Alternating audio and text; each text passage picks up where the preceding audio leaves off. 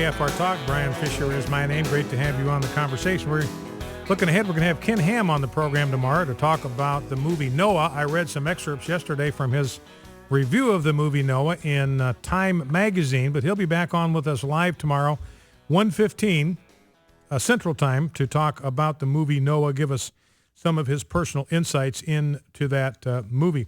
Now, I want to begin by talking, as we customarily do, about some values issues, because we believe these are the most important issues that we are dealing with in our culture. They're more important than economic issues. They're more important than political factors. They are more important than foreign policy issues, because whether we maintain our moral character as a people is going to determine how strong and resilient and free and prosperous we become as a nation. Remember, George Washington said that of all the habits and dispositions that make for political prosperity, religion and morality are indispensable supports. In other words, it says you can't do without them. They are indispensable. Something that's indispensable means that it's something that you cannot do without. You've got to have it. If you don't have it, you can't have whatever it is you want to have. And what Washington was talking about was political prosperity. Notice the connection that George Washington made between morality and Christianity and political prosperity. If you don't have a vibrant Christianity, that's what he meant by the term religion, and you don't have a consensus on morality that's the 10 standards of the 10 commandments, then you can't have political prosperity. So what binds us together as a people is a unified faith in Jesus Christ as the Son of God and the Savior of the world that binds us together as the American people. And the second thing that binds us together is that we all believe in the same transcendent moral code that everybody, regardless of race, color, or creed, is accountable to.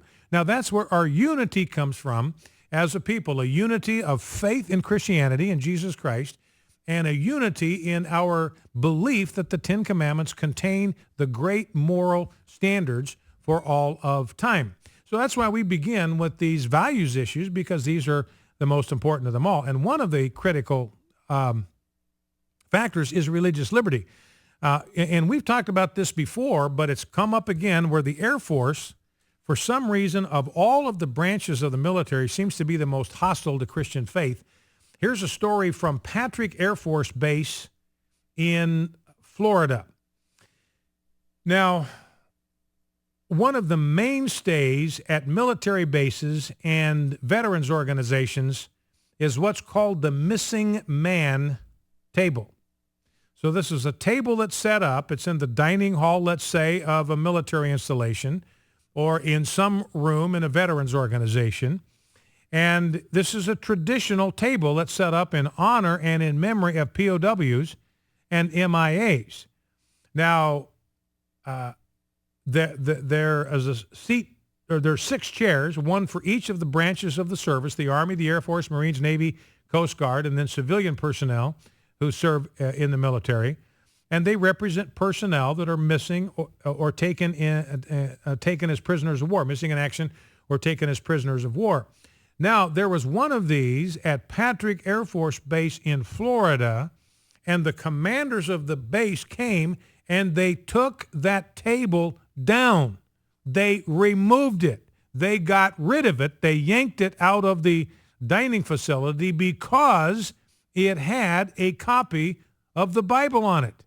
Now, this is despite the fact that the presence of a Bible on the missing man table is a part of the protocol that's been established and observed and followed decade after decade.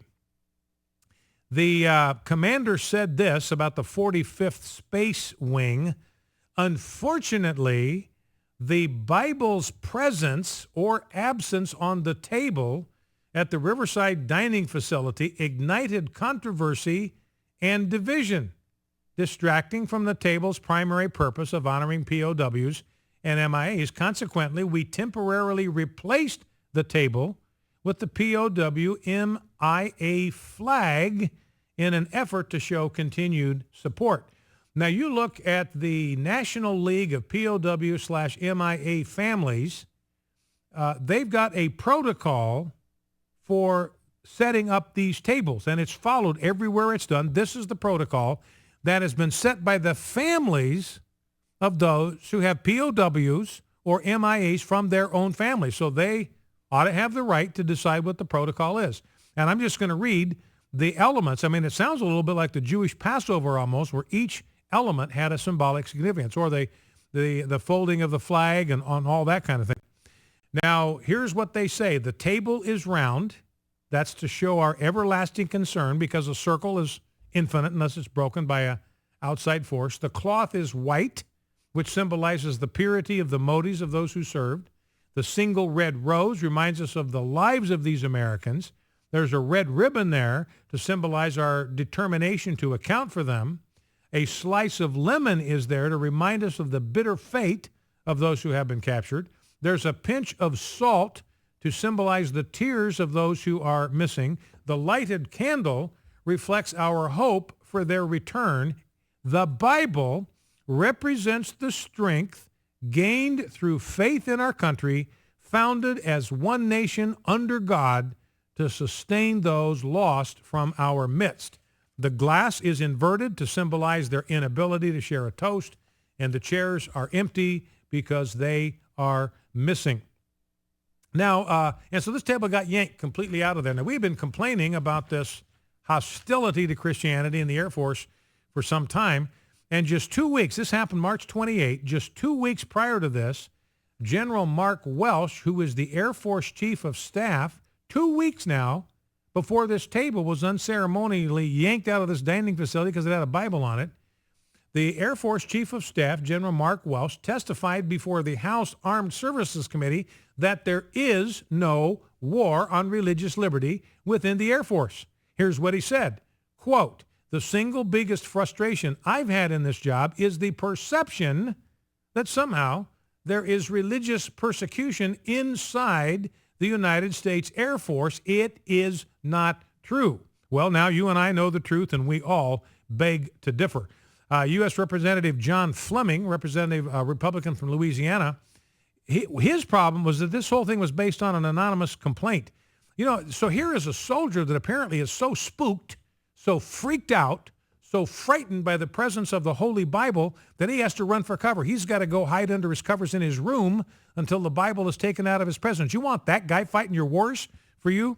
And Fleming has a real problem with the fact that this guy didn't have the courage to come forward. Since when, Representative Fleming says, does one unnamed, unknown individual have veto power over the First Amendment rights of all people in the military, and in this case, the Air Force?